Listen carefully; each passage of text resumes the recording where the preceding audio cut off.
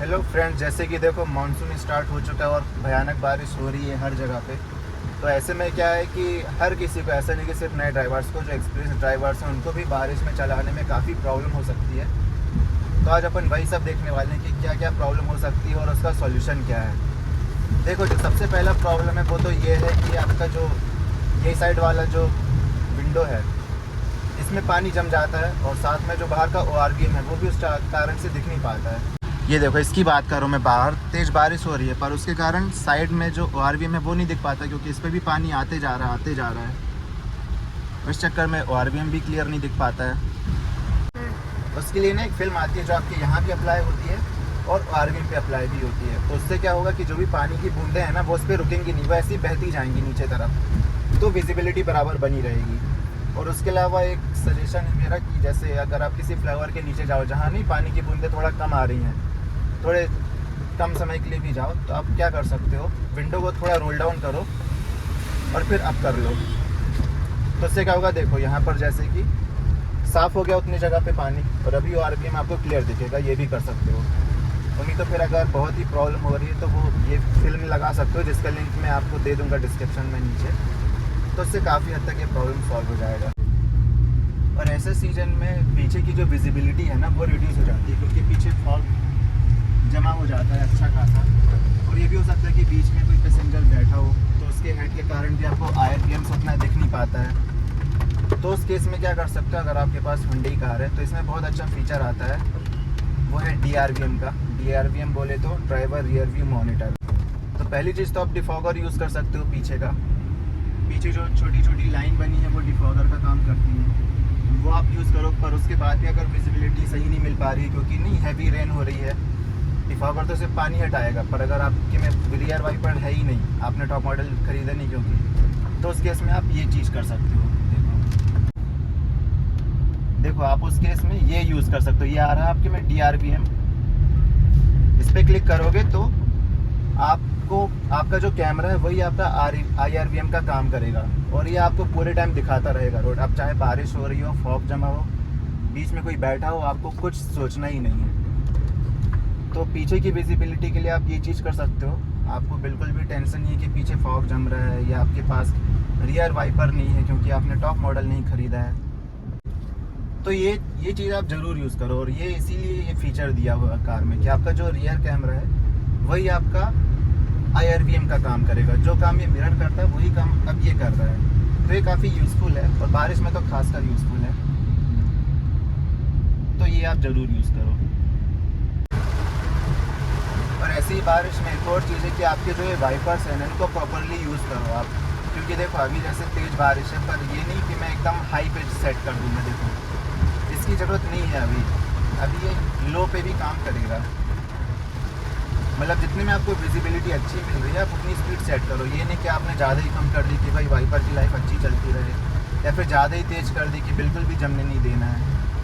इतनी भी स्पीड की ज़रूरत नहीं है फिलहाल। और वाइपर कैसे यूज़ करना है प्रॉपरली, एक एक कंट्रोल जो इस लीवर के हैं, वाइपर लीवर के, उसको मैंने ऑलरेडी एक्सप्लेन कर चुके हैं इस वीडियो में, वो आप जाके देख सकते हैं। और देखो ऐसी बारिश में क्या होता है कि फॉग भी जमना शुरू हो जाता है, और खासकर जितने ज़्यादा लोग कार में बैठे होंगे उतनी जल्दी स्पीड में फॉग पूरे में बनना शुरू हो जाता है। देखो जैसे यहाँ पर ये जम गया है, तो ऐसे फॉग आपके विंडशील्ड में जम जाता है। और ये क्यों जमता है, मैंने जैसे कि बताया भी था कि टेम्परेचर में डिफरेंस के कारण कार के बाहर ठंडा है और अंदर गर्म होता जा रहा है, तो टेम्परेचर डिफरेंस के कारण कंडेंसेशन प्रोसेस होता है और उससे फॉग जम जाता है। तो इसके लिए मैंने ऑलरेडी एक वीडियो बनाया जिसका लिंक यहाँ मैं डाल दूँगा।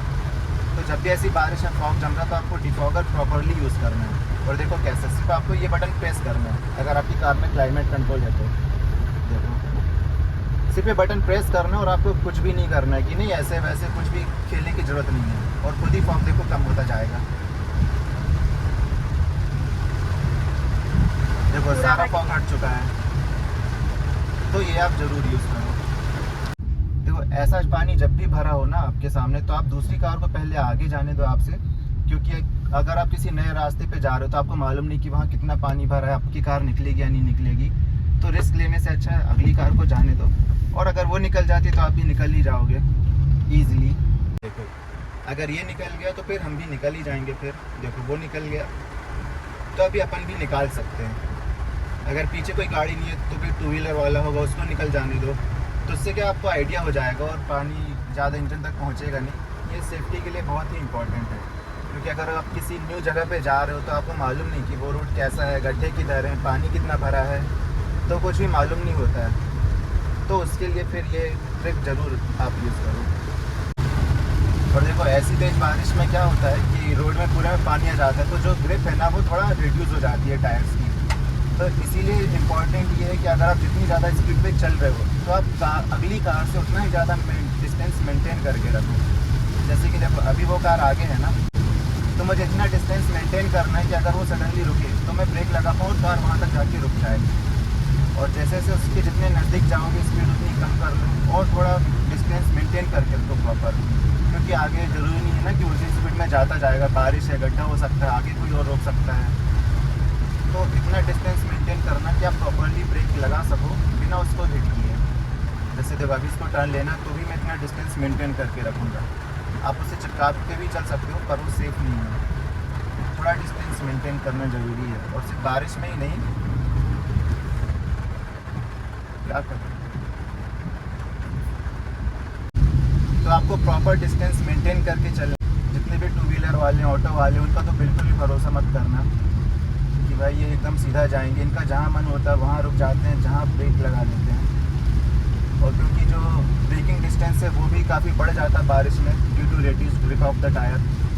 तो डिस्टेंस मेंटेन करके चलो, तैयार रहो कि आगे वाला रुके तो आप ब्रेक लगाओ तो आपकी कार वहाँ तक जाके रुक जाए।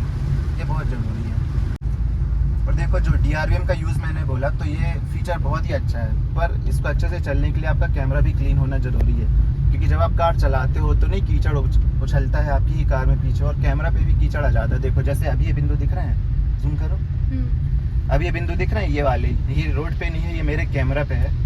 तो इसको मैं अभी जाके बाहर क्लीन कर दूंगा। अभी जब भी गाड़ी से उतरूँगा बस कैमरा को साफ़ कर देना है यहाँ पर।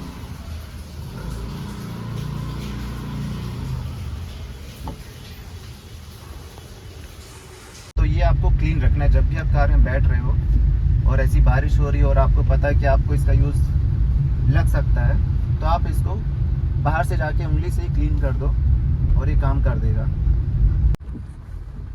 तो दोस्तों यही सारे टिप्स थे। अगर आप बारिश में ड्राइव करने वाले हो और प्रॉब्लम कोई फेस कर रहे हो तो आई होप आपके सारे प्रॉब्लम्स कुछ हद तक तो सॉल्व हो ही जाएंगे। इसके अलावा भी हो सकता है आप कुछ और भी प्रॉब्लम्स फेस कर रहे हो तो कमेंट्स में ज़रूर बताओ, और उसके अगर सॉल्यूशंस किसी को पता हो तो वो भी ज़रूर बताओ। सबको हेल्प होगी, मुझे भी कुछ नया पता चलेगा। चलो फिर मिलेंगे नेक्स्ट वीडियो में। Thanks for watching.